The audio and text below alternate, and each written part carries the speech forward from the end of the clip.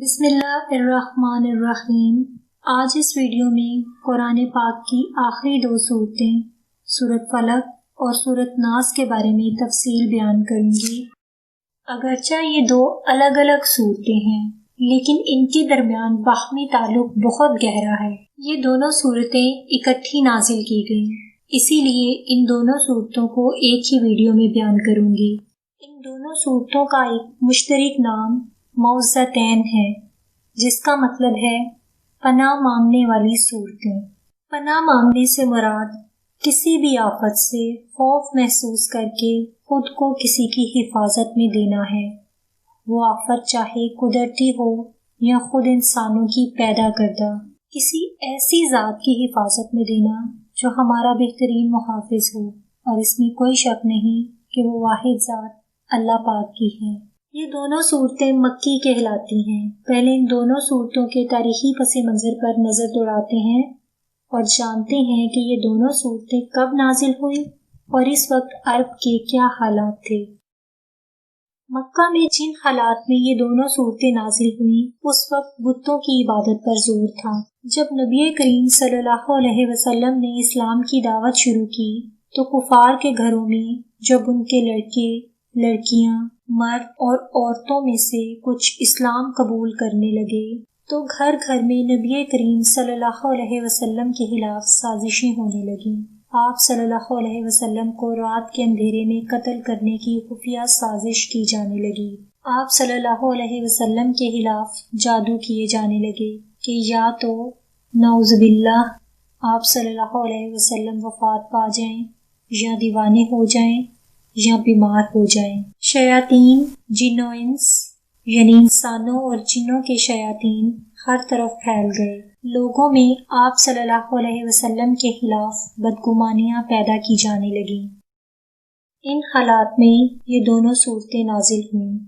ان دونوں صورتوں میں نبی پاک صلی اللہ علیہ وسلم کو جن و انس کے شیاطین اور جادوگروں اور وسوسے ڈالنے والوں سے خدا کی پناہ مانگنے کا کہا گیا۔ پہلے سورۃ فلق میں کیا تفصیلات ہیں ان کا ذکر کرتے ہیں۔ فلق کے معنی پھاڑنے کی ہیں، یعنی اس رب کی پناہ میں خود کو دینا جو رات کی تاریکی کو پھاڑتا ہے اور صبح طلوع کرتا ہے۔ سورہ فلق میں خدا کی پیدا کردہ مخلوق کے شر سے خدا کی پناہ مانگی گئی ہے۔ جن میں موذی جانور ہیں ان سے اللہ کی پناہ مانگی گئی ہے۔ سورہ فلق میں رات کی تاریکی کے شر سے خاص طور پر پناہ مانگی گئی ہے۔ موذی جانور بھی رات کو ہی نکلتے ہیں۔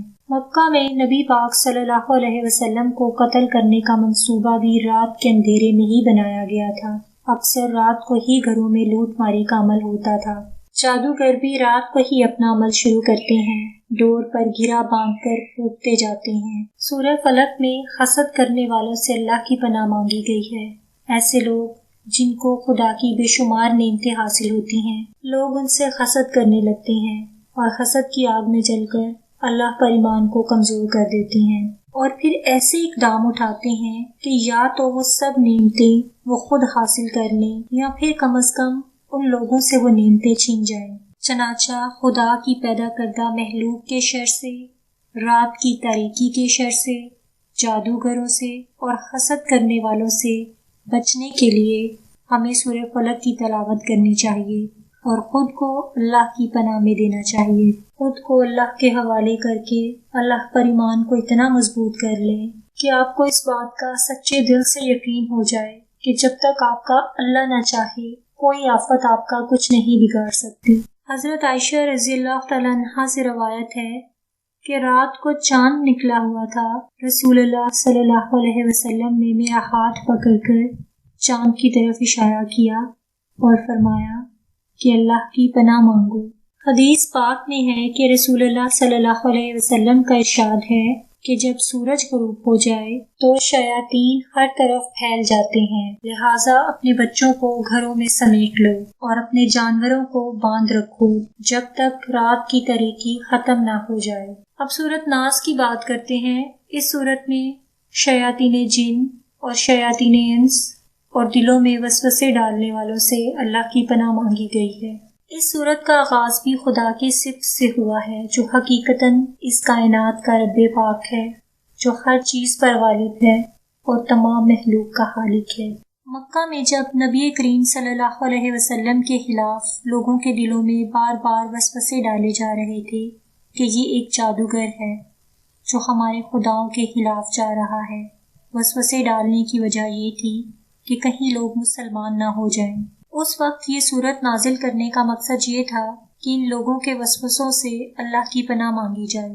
کسی بھی برے کام کا آغاز ہمیشہ وسوسے سے ہی ہوتا ہے۔ وسوسے کا معنی ہے کہ بار بار کسی کے دل میں کوئی برا خیال اس طریقے سے ڈالنا کہ اس شخص کو پتہ ہی نہ لگے کہ اس کے دل میں کوئی برا خیال ڈالا جا رہا ہے۔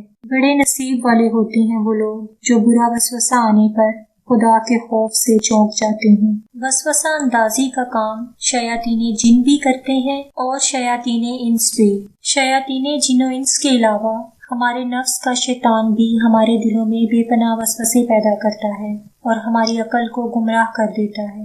نبی پاک صلی اللہ علیہ وسلم نے اپنے ایک خطبہ میں فرمایا، ہم اللہ کی پناہ مانگتے ہیں اپنے نفس کی شرارتوں سے۔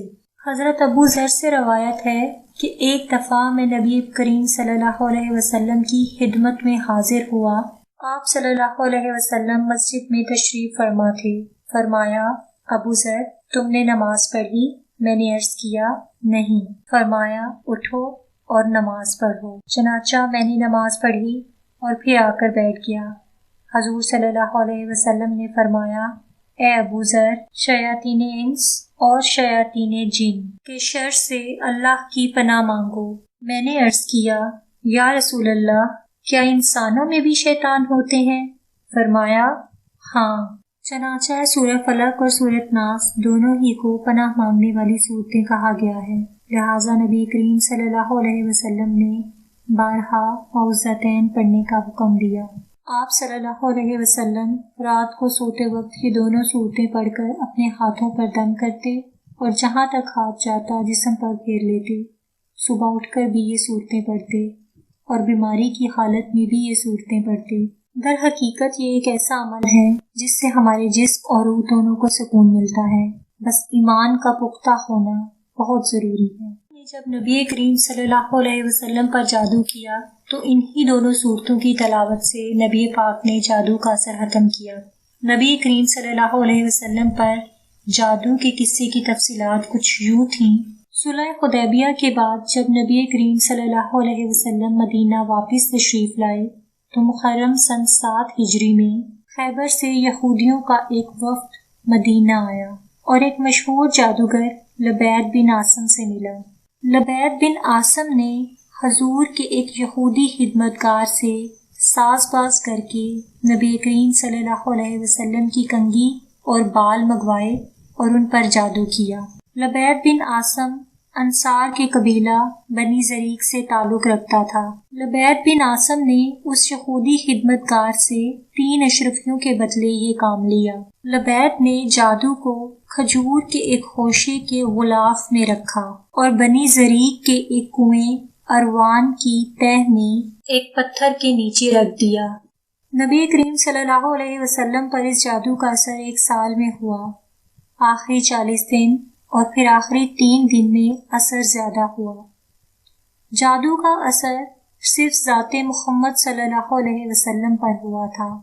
نبوت محمد صلی اللہ علیہ وسلم اس سے محفوظ رہا، یعنی نبوت کے وہ تمام فرائض جو اللہ نے نبی پاک کو سونپے وہ بخوبی نبھاتے رہے، اور کسی بھی دوسرے انسان کو اس بات کا علم نہ ہوا کہ نبی پاک صلی اللہ علیہ وآلہ وسلم پر جادو کیا گیا ہے۔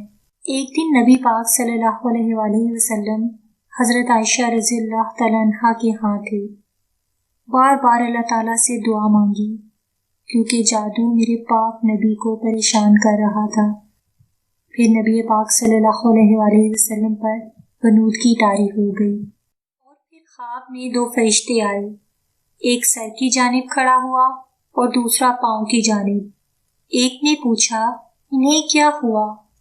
دوسرے نے جواب دیا، ان پر جادو ہوا ہے۔ اس نے پوچھا، کس نے کیا ہے؟ جواب دیا، لبید بن عاصم نے۔ پوچھا، کس چیز میں کیا ہے؟ جواب دیا، کنگھی اور بالوں میں ایک نر کھجور کے خوشے کے غلاف میں۔ پوچھا وہ کہاں ہے؟ جواب دیا بنی زریق کے کنویں ذی اروان کی تہ میں ایک پتھر کے نیچے ہے۔ پوچھا اب اس کے لیے کیا کیا جائے؟ جواب دیا کہ کنویں کا پانی سونت دیا جائے، یعنی خشک کر دیا جائے، اور پھر پتھر کے نیچے سے اس کو نکالا جائے۔